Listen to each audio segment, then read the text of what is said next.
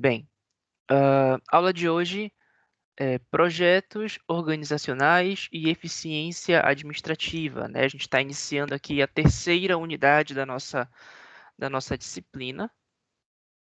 Este é o quinto capítulo. Então, nessa semana a gente vê o quinto, na próxima o sexto, né? Já na primeira semana de abril e já vamos para a última unidade do nosso conteúdo. Então, para vocês verem que vai ter tempo e vai sobrar tempo, tá? Vamos lá. Então, depois da gente já ter visto, né, esses fundamentos do processo de organização, tem uma questão que se torna fundamental. Como é que eu vou conseguir adequar os elementos estruturais a essas condições ambientais que são encontradas e adequar isso, também adequar esses elementos estruturais aos objetivos da empresa, né? Ou assim, desmiuçando, né? Como eu vou definir o projeto organizacional para obter a máxima eficiência administrativa, né? Então, de fato, ao longo dos anos, a gente pôde ver uma grande evolução nessa visão da estrutura organizacional, né? De forma muito paralela ao desenvolvimento das teorias administrativas, né? Na apostila de vocês tem um quadro comparativo, um quadro extenso até eu diria, que traz aí essas teorias da administração. Então, depois vocês, peço que vocês deem uma olhadinha lá, que é bem interessante esse conteúdo para vocês, tá? Mas em razão da dinâmica da aula, eu não acho interessante a gente tratar disso aqui. Então, levando em consideração cada uma dessas teorias, né, da administração, as contribuições que elas trazem e as particularidades que vão diferenciar uma organização da outra, um administrador ignorante, no sentido de desavisado, no sentido de desprovido de conhecimento, ele poderia ser levado a pensar que poderia ser definida uma infinidade de configurações. Só que a prática aponta para uma situação diferente. Então, Mintzberg, ele afirma que somente algumas, né, configurações devem ser consideradas, né? Então, aqui a gente tem a divisão, né, entre tradicionais, emergentes e novas perspectivas, mas a gente vai olhar isso em prol das estruturas tradicionais, né? Então, temos esse conjunto de configurações, né, de estruturas tradicionais, ele corresponde a uma evolução natural das organizações à medida em que elas crescem em tamanho e em complexidade. Então, segundo Sobral, a maioria das organizações ela tem inicialmente uma estrutura funcional. E aí, com o aumento da complexidade de produtos, serviços, mercados, existe uma tendência de reestruturação para uma forma divisional. E aí, havendo uma expansão dessa atuação territorial muito expressiva, pode-se então adotar uma forma geográfica. E, por fim, se essa atuação exigir o foco em mais de uma dimensão, como produto e geografia, você adota, então, a forma matricial. Então, bora entender uma a uma o que traz de significado cada uma dessas estruturas, certo? Então, vamos começar aqui pela estrutura funcional, né? A estrutura funcional, ela é a opção mais lógica, né, e convencional, né, já que ela utiliza a função organizacional, ou seja, é uma consequência direta da especialização do trabalho. Então, ela utiliza a função organizacional como critério de agrupamento, né? Engenharia, produção, marketing, recursos humanos, pesquisa, desenvolvimento, né? Esses são alguns exemplos muito típicos de departamentos funcionais. Então, quando você aproxima os especialistas por meio das tarefas, do conhecimento, das habilidades afins, próximas, você permite uma grande economia de escala, você reduz a ocorrência de cargos duplicados e você permite um conforto social pela reunião de iguais, ou seja, pessoas que falam a mesma língua. Então, é aquilo que a gente fala, né? Por exemplo, vocês, quando graduarem, né, tiverem o título de vocês de bacharéis em administração, quando vocês encontrarem outro administrador, é ou não é verdade que você se sente um pouco mais à vontade para conversar, né? Eu, por exemplo, quando encontro algum colega da minha formação, eu me sinto muito mais à vontade para conversar.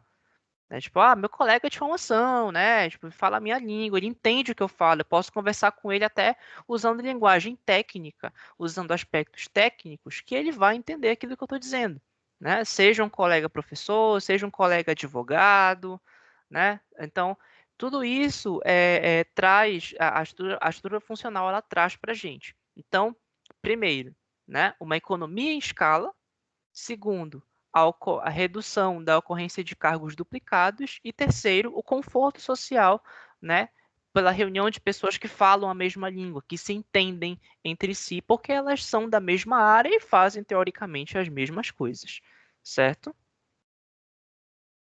Então, uma das deficiências que geralmente a gente observa é a tendência de segregação, de separação entre os departamentos, né? E isso faz perder o sentido de unidade e de foco nas metas funcionais. Então, a estrutura funcional ela é mais conveniente em ambientes estáveis, que são pouco dinâmicos, né? De forma que a organização ela pode dirigir o seu foco para o aumento da eficiência. No segundo momento, nós temos a estrutura divisional, né? Então, quando as empresas procuram se desenvolver, iniciando um processo de diversificação de produtos, tecnologias e até mesmo mercados, pode ser necessário se adaptar à configuração organizacional. Então, quando a gente tem em mente a eficácia e não exatamente a eficiência, né, que você já sabe o que significa cada um desses dois, todos os recursos e as tarefas que são necessários para a produção são agregados em unidades ou divisões, isso de acordo com o foco principal, né? Produtos, mercados ou clientes, né? E com isso você ganha autonomia e você ganha responsabilidade, né, para as decisões, mas respeitando as diretrizes gerais que são estabelecidas pela alta administração. Então você descentraliza as operações ao mesmo tempo em que se mantém o controle e a coordenação centralizados. Então, quando a gente olha para a estrutura divisional, a gente tem controle e coordenação centralizados, mas as operações estão descentralizadas, certo? Ah, então, inclusive tem aqui uma história ah, que fala, né, sobre o processo de descentralização da GM, né, que é a Chevrolet, que é a fabricante da Chevrolet. Ah, e vocês podem dar uma olhada depois. Então, essa estrutura divisional, ela se destina a organizações grandes, né, maduras, com linhas de produto ou de serviços muito diversificadas, né? Então, a Chevrolet, por exemplo, ela ela implantou um programa de organização descentralizada com múltiplas divisões, né? A GM, no caso. Então, para a GM, tem Chevrolet, tem Pontiac, tem Buick, tem Oldsmobile, né? A Frigidaire. Então, tipo, tem várias divisões de uma empresa que é muito grande, que é a GM, né? Ah, organizações, né, com atuação em mercados muito diferentes uns dos outros, né, que exigem estratégias de comercialização e marketing específicas, organizações com produtos ou serviços que demandam tecnologias diferenciadas de produção e organizações presentes em áreas geográficas distantes, né? Esse é para quando você olha para a estrutura divisional. Aí temos a estrutura geográfica ou territorial, né? Então, aqui, quando nós consideramos um país continental como o Brasil, né, ou a atuação de uma multinacional, a gente consegue verificar com muita facilidade que as diferenças regionais, as diferenças culturais, elas podem ter um impacto muito grande na operação de uma organização. Então, esse pensar global, né, você pensar em modo global, em agir em modo local, acaba tendo aqui algumas conotações que são primordiais, né, ao procurar uma melhor adaptação às preferências e às necessidades de cada região ou de cada território. Então, o ramo de vestuário, por exemplo, ele é um caso muito típico. Então, a gente pode tomar aqui como exemplo a CIA, que ela é uma grande multinacional que vem da Holanda, né? Ela tem a sede na Holanda, foi fundada em 1841 e atualmente a CIA ela é a maior rede de lojas de departamentos do setor no país. Então, ela tem aproximadamente 170 lojas, está presente em 5 regiões, né? Então, é impossível imaginar que um consumidor lá de Maceió tenha à disposição o mesmo mix, a mesma linha de produtos da loja de Londrina, lá no Paraná, né? Então, a coordenação geral trabalha a marca, o controle da produção e de fornecedores e algumas funções como a financeira. Mas a operação do dia a dia ela é feita de maneira descentralizada. Acho que vocês estão conseguindo entender onde eu quero chegar com isso, né? Então, na prática, a estrutura geográfica ela pode ser considerada como mais um critério de agrupamento divisional, né? Então, veja, você tem uma coordenação de trabalho que é feita pela marca de forma centralizada, né? Entretanto, o operacional, aquilo que é feito todos os dias, ele é feito de maneira descentralizada, localmente, né? Então, vocês podem perceber isso aqui mesmo, no nosso estado, né? Então, a gente tem uma loja ali da CIA, que fica em algum dos shoppings, eu não sei qual é, eu não sei se tem mais de um, inclusive, mas temos lojas da CIA aqui em Macapá. Uh, e que se você for numa loja da CIA em Belém, se você não for numa loja da CIA em Brasília, se você for numa loja da CIA em São Paulo, no Rio de Janeiro, em Florianópolis, em Minas Gerais, você vai ver exatamente as mesmas peças, né? Como uma boa loja de departamentos, que é, assim como qualquer outra. Então, é para vocês entenderem que a estrutura geográfica ela funciona exatamente desse jeito, certo? E, por fim, a estrutura matricial. Essa é a última, né, que está aqui, isso mesmo. Então, assim, como a gente viu nas duas últimas estruturas, né, a estrutura geográfica e a estrutura divisional, ah, elas duas apresentam uma série de pontos fortes e pontos fracos, né? Vantagens, desvantagens. Então é natural que a gente tente aproveitar as vantagens dessas duas em conjunto.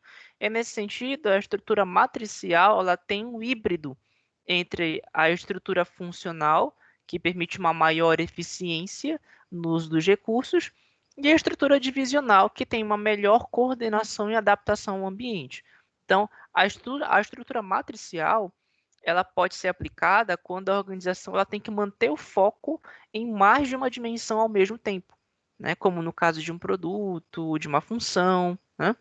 Então, uma agência de publicidade, por exemplo, ela seria uma usuária da estrutura matricial, porque ela lida com diversos projetos, né, com diversos clientes ao mesmo tempo, em que ela compartilha diversos profissionais.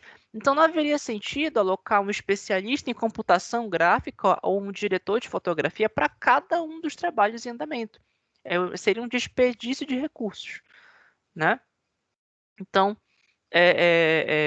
talvez a principal característica da estrutura matricial seja a autoridade dual, né? Você combina uma cadeia de comando funcional, vertical e hierárquica, com uma cadeia de comando horizontal, centrada em um projeto, em um produto ou serviço específico, né? Então, Daft ele afirma que a configuração ela permite estabelecer uma forte conexão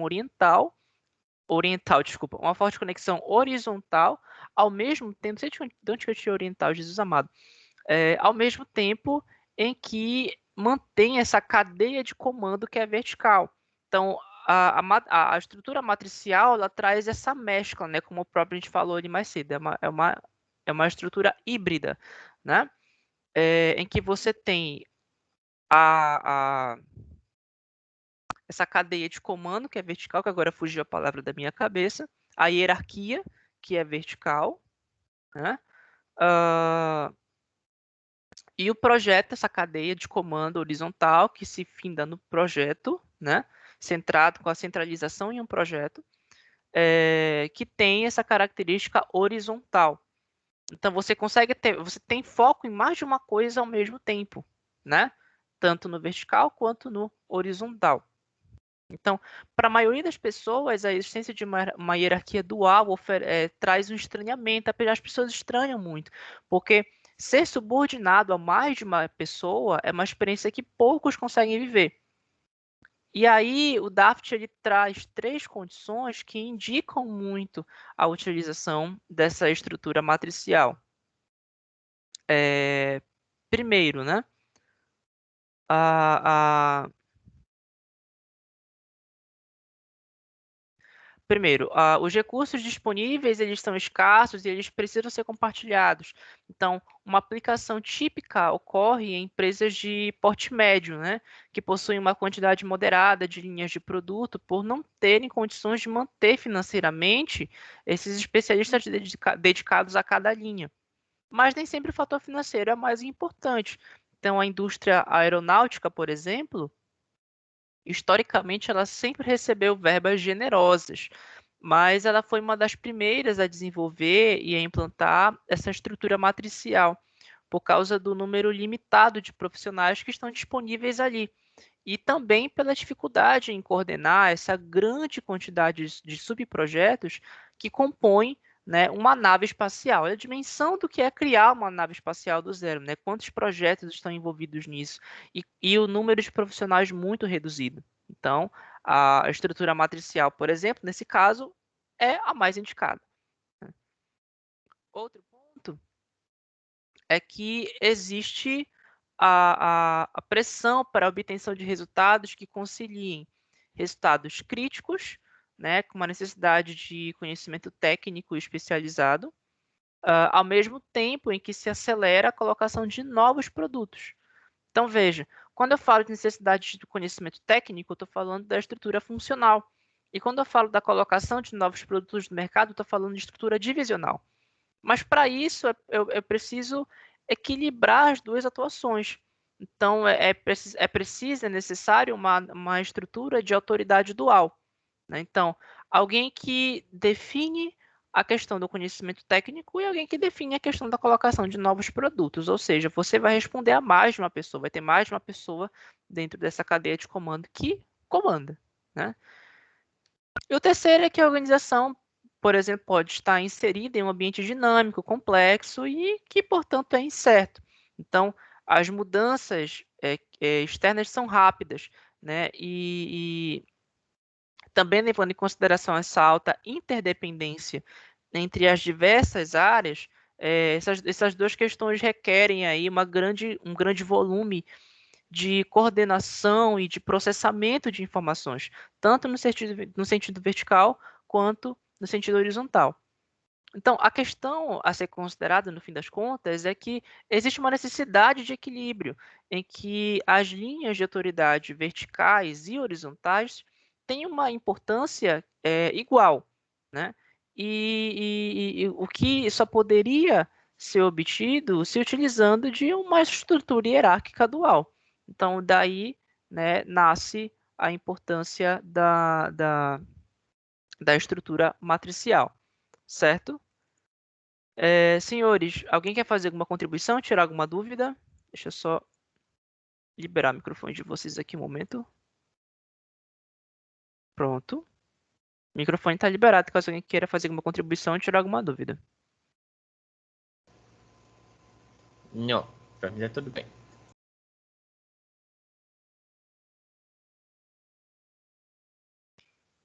Bom, então bem, considerando, né, acho que está tudo ok. Bom, mais capítulo vencido, senhores. Encerramos aqui o capítulo 5 da nossa apostila. Na próxima quarta-feira, nós vamos para o capítulo 6, estruturas emergentes. Deixa eu até dar uma olhadinha aqui no capítulo. É um capítulo que tem um conteúdo razoável, mas a gente consegue vencer numa boa. Então, aí, na próxima semana, a gente encerra a terceira unidade e já vai poder partir para a quarta, né? Para a quarta unidade da nossa apostila. Então, como eu falei mais cedo, assim, não vejo tanta necessidade de aula de reposição, mas vai dar tudo certo. Qualquer coisa, a gente vai conversando, eu aviso o representante de vocês. Tá ok? Então, muito obrigado pelo tempo de vocês aqui participando da aula e a gente se vê na próxima quarta-feira, certo? Uma boa Semana Santa, uma boa Páscoa a todos, boa noite.